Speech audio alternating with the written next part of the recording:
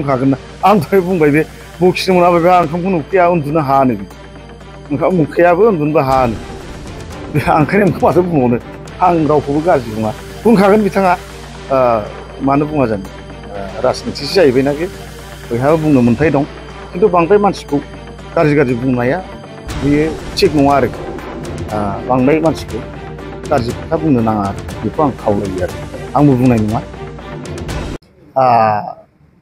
शान्तिनगराव मोनसे मिटिं जादोंमोन बिथांमोना बाहेरानि मानसि लाबोजोबनानै गेदारिं खालामदों 3 नम्बर वार्डनि 4 नम्बरनि देबरगावनि माखासे मागुरमारि साइडनि लकेलनि रावबो गैखायामोन लकेलनि माखासे थाखानि प्रल'बान होनायाव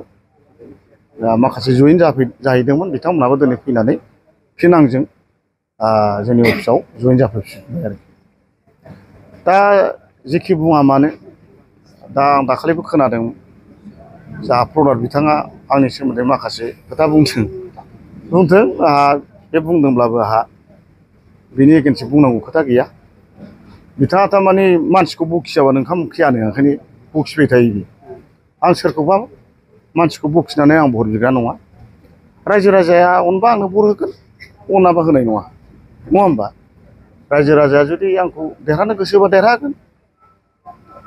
फेजेननांगौबा फेजेनगोन बाव सोरबा नेताखौ मुं सुनानै गाज्रि बुंनाय बखिनाय आंहा हुदा गैया हयथ' आं दिनैसिमबो बुंफेरखायाखै बुंबाय थादों बिथाङा बुंबावदों जिहेतु राजीब बांगाला बङाइगाव 7 आरो 8 हाजारनि गेजेरावल' भट मोनगोन आरो गावसोरना एबा बिपिएफआ अलरेडि 19,000 भटआ बिसोरनि आखायाव दंखायो होनना बिथाङा बुंदों आंथ' दिनै आं जयेन जाजेननिफ्रायनो गासै आं टटेल बनर गामियाव 10,000नि बारा आं जयेन खालामबाय टटेल आं दाखालि थांनायाव जोंहा मा होनोमोनलाय एग्जिकिउटिभ मेम्बार बानायनानै 23,500 बहा बिसोर बेसेबां थानांगौ बहरानो जोंनाव 56,000ल' बिसोरथ' बुंखागोनानो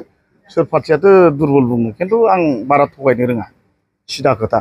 बिजेपिआ थगायनो हाखाया मा स्किम होदों मा होआखै बेखौ गुगोलाव सार्च खालामबानो नुजोबखायो थगायनायनि खोथा गैया बिथांमोनाथ' बिराद थगायो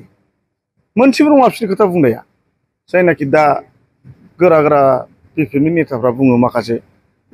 डिस्ट्रिक्ट लेभेलनि नेताफोर बुंनाया खोथाफ्रा मोनसे दंखाया हमजानाय खोथा जोबखा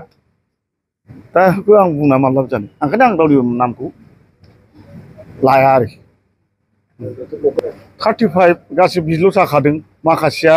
गासिबो बायरानि जोबखासै जयेन जाया बिपिएफआव जयेन जाहैदोंमोन बिथांमोना दिनै फैनानै आंजों जयेन जाफैजोब्बाय 21 तारिखआव लांदोंमोन बिसोरो खायदा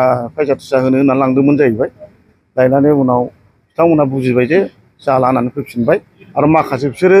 600 जादों होनना बुंदों बेफोरथ' एकदम मिसा खोथाथार आंनाव हिसाबानो दंजोबो जाय जाग्रा बिसोरनो खिथाजोब्बाय मागुरमा नामाफारानि बांगालफोरबो दंमोन गासै बिदिनो 3 नम्बर वार्ड 4 नम्बर आरो बै नामाफारा मुस्लिमफोर बेफोरखौ लानानै गासै बिसोरो 150-200 जादों आरोखि बेखौ बारा बुंदों आं खिथाबा दिनैहाय आरो आंजों माखासे फैफिनजोब्बाय